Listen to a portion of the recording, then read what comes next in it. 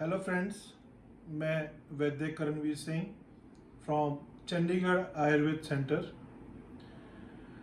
As you all know, I'm a fourth generation of my family who practicing Ayurveda. We already completed 131 years of practicing Ayurveda and serving to humanity. So today topic is very sensitive topic. It is all about PCOD. PCOD हमें सबको पता है कि बहुत सारे आजकल जो lifestyle disorders में है उनमें एक जो नाम डिजीज़ का है वो पीसीओडी है. और जो दर्शक जो व्यूअर्स मुझे देख रहे होंगे वो वन ऑफ द कॉमनेस्ट दो एग्री करेंगे कि ये एक बहुत ही कॉमन डिजीज़ हो चुकी है अमंग फीमेल्स, जो कि 10 में से एटलीस्ट 6 to 7 गर्ल्स को, फीमेल्स को ये प्रॉब्लम का फेस करना पड़ता है. और वो फेस अपने ये जो प्रॉब्लम है उसको सबसे पहले जो सिम्टम्स जो फेस करने पड़ते हैं उसमें इरेगुलर पीरियड्स है. तो आज के टॉपिक में मैं आपको बताने की कोशिश करूंगा कि पीसीओडी को आयुर्वेद के अनुसार कैसे समझा जा सकता है और उसका किस तरह से प्रॉपर इलाज या प्रॉपर चिकित्सा कर कर हम उसे ठीक कर सकते हैं नेचुरली.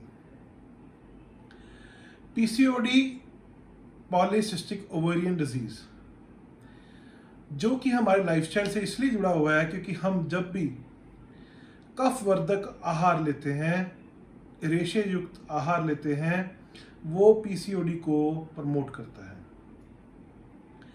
उसके कारण हमारा जो पहला सिम्टम है, हमें पता कैसे लगता है कि हमें पीसीओडी हो सकता है, उसमें बहुत सारे सिम्टम्स हैं. जैसे पहला सिम्टम मैं आपको बता चुका हूँ कि इरेगुलर पीरियड्स. उसके बाद आपके मुंह पे फेशियल हेयर्स, मूड स्विंग्स का बहुत ज़्यादा बढ़ना, बॉडी वेट गेन होना, और उसके साथ साथ आपके हेयर फॉल तक भी आपको महसूस होने लगता है.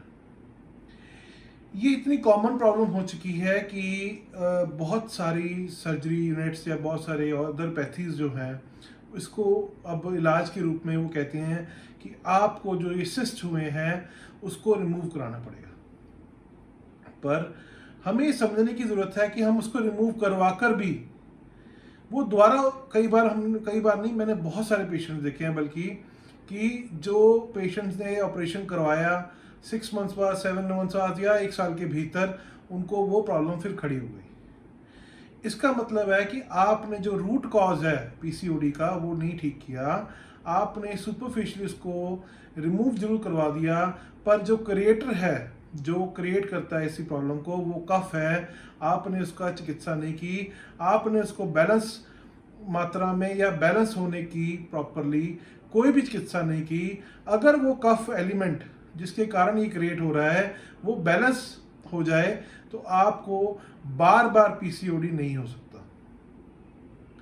दूसरा जो सबसे बड़ा साइड इफेक्ट ऐसी डिजीज का है, बहुत केसेस में पेशेंट इस कारण से कंसीव नहीं कर पाता, वो अपनी फैमिली लाइफ को आगे नहीं बढ़ा सकता.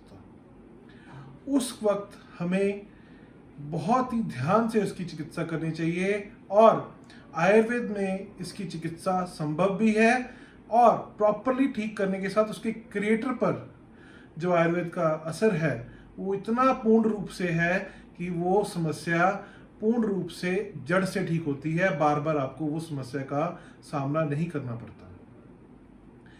मैं कुछ ऐसी औषधियों के नाम लेने जा रहा हूँ, शायद आपको उनको समझकर या आप गूगल पे वो सर्च करेंगे तो आपको उन चीज़ों की बहुत अच्छी, अगर आप किसी भी रूप में उनको शुरू कर लें, टैबलेट फॉर्म में, कई सिरप फॉर्म में मिलती हैं, तो आपकी ये समस्या दूर हो सकती है.